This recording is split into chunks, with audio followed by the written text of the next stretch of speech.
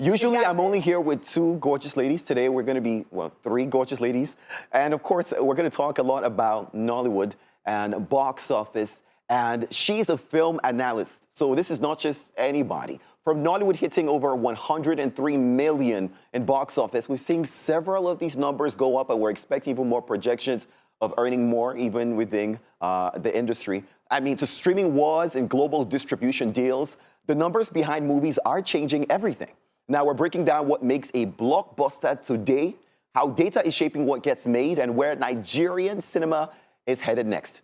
Now, of course, Niiyin will help us understand the business behind the buzz, from ticket sales to streaming views, and what it means for the future of cinema in Nigeria and beyond. Let's give a warm take 3 welcome to Niiyin. Thank you. So good to be here. So Absolutely. good to meet you. You're so pretty. Thank you. We're talking about that. Yes, Niiyin's beauty. I'm just excited that we're twinning. Yeah, mine is black, hers is brown, but I love it like that. And you know, shout out to we that it's growing out of our natural. Thank you very much. I just. Growing out. It's going out of my scalp, my darling. Anyways, let's get into the conversation, Niiyin. Once again, thank you for joining us on Take 3 for today. Now, what does it really take for a Nollywood film to be called a blockbuster in 2026? So a Nollywood film in particular, I would say because of the breakthrough of Funke Akindele, I do say eating #1 billion would be considered a blockbuster today. That's a lot of... I agree, but then I think Funke Akindele's movies also have a cultural element to them. So I think that justifies why the threshold is that high for her. But if you look at, for example, Uzo Amaka Power's Call of My Life, I think it's done over 800 million now. Yes. That is a blockbuster, especially because it's a romantic comedy. That's a big feat for a romantic comedy. So, yes, I think the money that it makes and how big of an event it is. Call of My Life was an event. Every Funke Akindele movie is an event.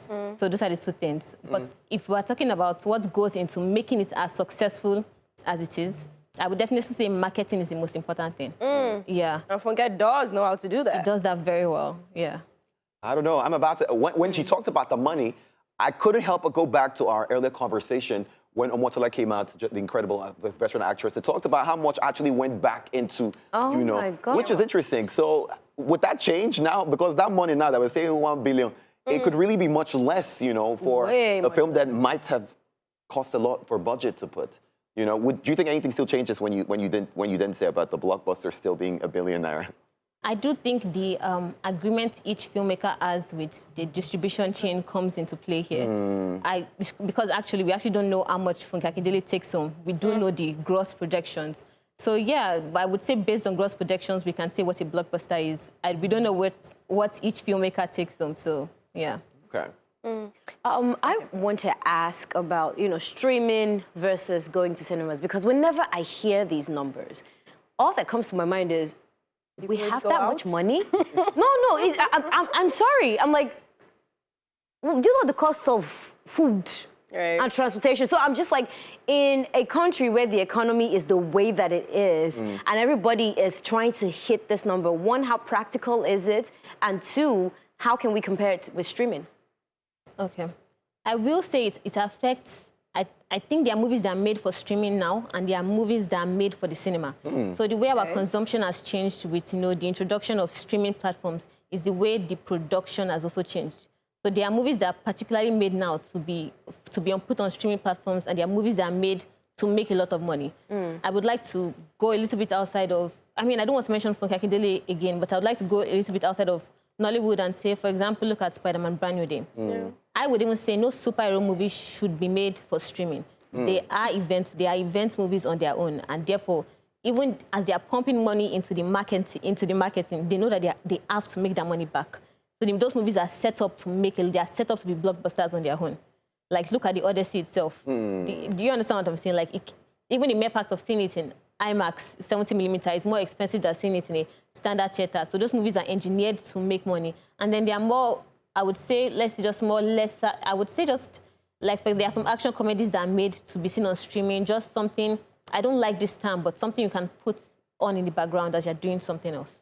Oh, Yeah. okay. I I was actually going to put you on the spot. I'm glad that you said that. You know, I was going to put you on the spot. Which movie have you seen in recent times that is probably in the cinema that you think, you know what, you should go to streaming? Do you have anyone in mind? Honestly, I think July, August, we've gotten some good movies. Odyssey, Spider-Man, End of Oak Street. I don't think there's any movie I've seen in the cinema recently that I thought should be on streaming. And I am a cinema person as well. I want to go to the cinema. I want to leave my house to see a movie. There is a communal experience in being in theater, you know, and on the other hand, there's an isolation that comes with watching movies on streaming. It's easier, you know. It's like watching something on TV, but I do want an experience. So I do like Nollywood, though? I want you to mention some Nollywood films, maybe. That I would that you've seen on cinemas that should be streamed instead. Probably streaming platform. You can't think of any right now. No. Okay. But I wanted to ask you because you mentioned Spider-Man, The Brand New Day, Odyssey, and Co. Yeah. Hollywood can spend hundreds of millions of dollars on a blockbuster. I mean, Christopher Nolan told us he spent over $200 million Again, on, you know, if not more, because I want to believe that he's even lying to us, say that it's more than that. Maybe he didn't want to really break it is more than that, you know. So does Nollywood actually need a bigger budget to compete internationally, or should we just manage the resources that we have right now? I think it is an intersection of, like I said, there are some movies that do require a bigger budget. I can imagine the budget for Funke Akindele's new D4. The marketing is going to be more than, I would say, for some other movies. Like she has, Where is Mr. Right? She has a new movie on Prime Video. Yeah. The marketing for that is definitely more than Where is Mr. Right? Where is Mr. Right? But I will say for Nollywood, I think we also have to make things more, like cultural events, more authentic to Nigeria. Like I saw for Spider-Man, people were dressed up in costumes and were cleaning the cinema. And those little grassroots innovations can really promote a movie. So I don't think necessarily the budget has to be that inflated, you know, depending on the kind of the movie you are making, if it's a streaming movie or a cinema movie. Let's talk a little about, you know, like local cultural stories. Okay. Do you think these platforms, I mean, I don't want to call their names, Netflix, are they helping to promote our local storytelling, or do you think it's hurting it more? I love that question because this is something I always think about and I always say, if you look at Korean drama, their movies are a form of cultural tourism. There are people that I know that tell me good morning in Korea. There are people that I know that want to visit Korea just because of K-dramas. Oh, you watch K-drama? Yeah. My wife is, by fire, by force. So do you like? So I feel like what we are doing with our more folklore type of stories, I think what Netflix and streaming platforms can do for us is export that as a form of tourism, which is what I want to see, especially the newish genre of historical epics. I would like to see those movies exported, especially because I'm very sure, you know, Asians and the West would be very interested in the lore behind such a cultural movie. And the revenue would come back into the Nollywood industry, but also the Nigerian economy. So that's what I want, cultural tourism from grassroots, like more cultural, grounded in the myth of, you know, Nigerian tribes. I want those movies. I want what Netflix and Prime to do for them is to push them out as a form of tourism. That's what I want. But I hope we have that now, because now that Netflix and Prime and Co are already packing their bags. Hey. I mean, I'm just wondering. You know, this is my thing, right? We talk about how we want our art to be global, whether it's music, whether it's fashion and all of that. And now we've talked about how much it could possibly cost to put out a blockbuster. Do you think that Nollywood's challenge is a financial one or a, you know, quality, content, talent? Do we have the right writers? Do we have the right actors? Do we have the right producers, directors? Or do we simply need more money? We have everything, just give us money. I don't think Nigeria has ever had a talent problem. Yeah. Plug that. Yes. I think even from old Nollywood, the talent is incredibly glaring. Like I don't think, and even for writing, I used to think Nollywood had a writing problem, but I've seen some incredibly well-written movies. Even like there are some shows like Hotel Majestic. I'm not sure if you watched it.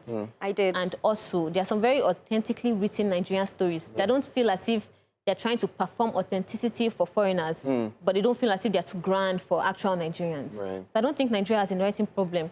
I don't want to say it's a vision problem, you know? I don't want to say it is, because even the movies that come to streaming, like, and the movies you see on YouTube, a lot of them have a certain stereotype to them. So that's why I would call it more of a vision problem of what do you think, like, how do you see yourself? There's this movie that came out, The Artifact. And I remember I was talking to people about it, and one of the most common complaints I got was, is it really realistic for Nigeria? And I just thought, why would I count myself out of the borderlessness of reality, you know? Why would I count Nigeria out of having such an adventure genre being presented to its citizens? Don't we deserve to have such a grand vision for ourselves as well? So that's why I would say it's more of a vision problem and not really like a talent or a writing problem. Now that she says that, you know, part of my mind goes to some of the films that have, in some form, adapted a Nigerian or an African culture. I mean, Woman King was incredible, you know, based on stories that, you know, we're like, okay. Exactly. Then now we recently saw the trailer for Children of Blood and Bone, and we're seeing a lot of Ira stars in that. We're seeing Nigerian actors, and I'm just thinking, are they going to get this right? If they try to tell our stories, do they ever pronounce the Yoruba name well? Because Mama Agba, I saw a cast name is Mama Agba. The accent. Yeah. So, Orisha. Accent is barest minimum. You know, there are some incredibly powerful Nigerian. If Nkakidere was involved in that, if Kemi Adetiba was just at the end in consulting in that, it would have changed. It would change so many things. Yeah. You know, I just feel like Children of Blood and Bone, I would have loved it for it to be a collaboration between Nollywood and Hollywood. You know, I would have even loved them to. Bang. Do you understand what I'm saying? I would even love them to film some of the scenes Here. in Nigeria. I just think, and that's another problem of trying to tell a Nigerian story without living the Nigerian life. You can only you can only imagine. You are not bred by the country, so what you can put out in your story will be is limited. Exactly. Yeah. But let's talk about Colors of Fire. I'm sure you must have seen the controversy with regard. Yeah. I believe you've seen the movie, right? What do you think about it? Do you also think that Nia Akimolayon's response was a good one, or was he petty or a type of way for you? I mean, I think it's not a problem with Nia Akimolayon's response. I do think the Nigerian society is more close-knit. So when you receive criticism for your work, it always feels more personal.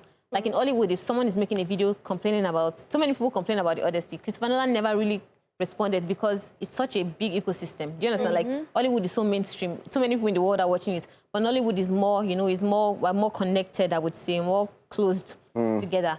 So I can't really fault him for that response, but I think his art was in the right place. I think it was innovation. It was doing something big.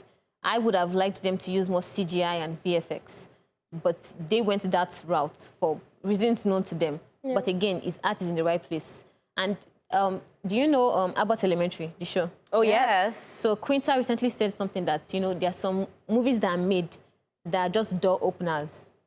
Colors of Fire being made has opened the door for another movie like that to be made. Not even just to use AI, but now the person can take the criticism and the feedback and know that, okay, if I'm going to do something with this mythology, I'm going to use CGI and VFX. And that in itself already becomes a cultural event in Nigeria, you know. Okay, so we're so pressed for time. This will be my final question for you. If you look at Nollywood maybe 10 years from now, right, do you see an industry dominated by cinemas, by streaming platforms, or franchises? Or maybe a combination of all three? All of them. I mean, 10 years from now, I've not seen the beginning of a franchise. I would count franchises out. wow. For now, I've not really seen Nigeria Blood focus. Sister, sorry. Wow. But that's like a limited series. It is. Yeah. So I've not really seen anyone really want to start a franchise in Nigeria, so I won't count that out. I don't know. I would hope that Nigeria doesn't go into streaming. I think we deserve more than that. We deserve, I would say, bigger than that, you know? I would say I would hope it's cinema. I would hope it's cinema. I think the vision has to be bigger. That's what I learned in it. Yeah. It has to be. It has to be. Well, thank you so much, Thank you for having me. Thank you. Film analyst, for joining us on Take 3 for today. Again, you look absolutely gorgeous. Thank you. We hope to have you some other time on the show. That would be lovely. But we love your earrings as well. So they asked me to emphasize on the gorgeousness. You look stunning. Director. Love it.